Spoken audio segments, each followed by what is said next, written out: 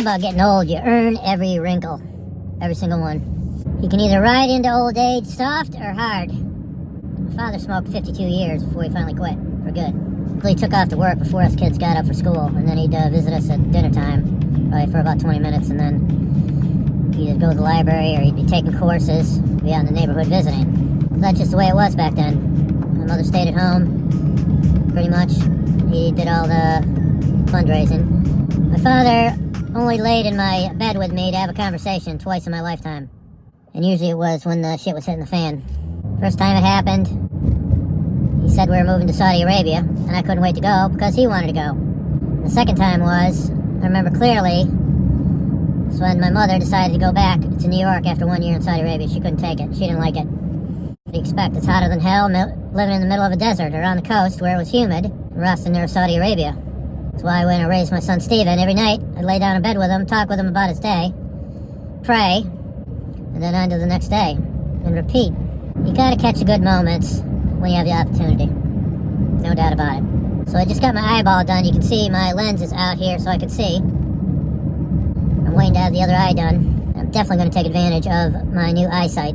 I don't think I ever saw this good in my lifetime. Probably when I was younger I could see better, with glasses. But over a period of time, it just feels like your whole life was closing in.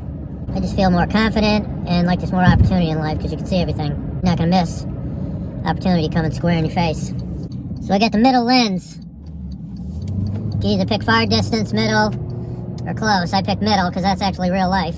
And I can see the register that I'm working on during the day really well, and I'm excited because I'm going to be getting back on the computer. Most of my jobs were business-oriented when I was younger, and computer-oriented, especially when computers first came into existence. A lot of programming on a computer back in the day. It's not like today. Most of the software is all canned software, and most of the hard work is already done for you. So eventually here I'm going to do like 3 pieces of software for the iPhone. I'm going to do finish 1 book and write 2 more books, and then I'll have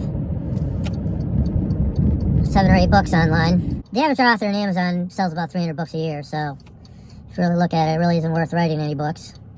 But if you sell 300 of multiple books, maybe that's passive income for your retirement. But you definitely have to get better at writing. They say if you do something for 15 minutes or 20 minutes once a week, and you do that for the year, that's so many hours a year, you're going to be better than the top 10% in that field if you do it just once a week. Now imagine if you did it 15 minutes to an hour every day, you'd be the top in your field. So instead of cruising on your phone for hours on end or watching TV, you could be helping yourself out and improving your skills. So my father ended up working in Saudi Arabia for 15 years and paid for all his kids' college educations. And then he moved to Paraguay, South America for 30. And later on in life, he spent, more than half a year in the States. That's when we really got to see him. And he retired at 51. So that was good. So you know what to do. Basically, what are you going to do when the opportunity strikes? Some opportunities you have to let go. It's just not conducive to the family. Or good for your family.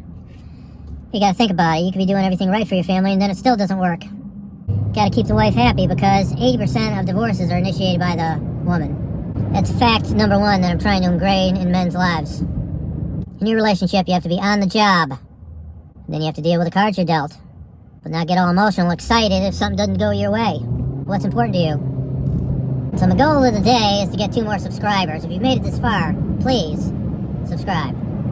I'll be at 100 subscriptions with 2 more people. Why don't you subscribe and send me a comment saying, Scott, I'm the 100th. Then I'm going to work towards 1,000. It gets harder every day, just remember that.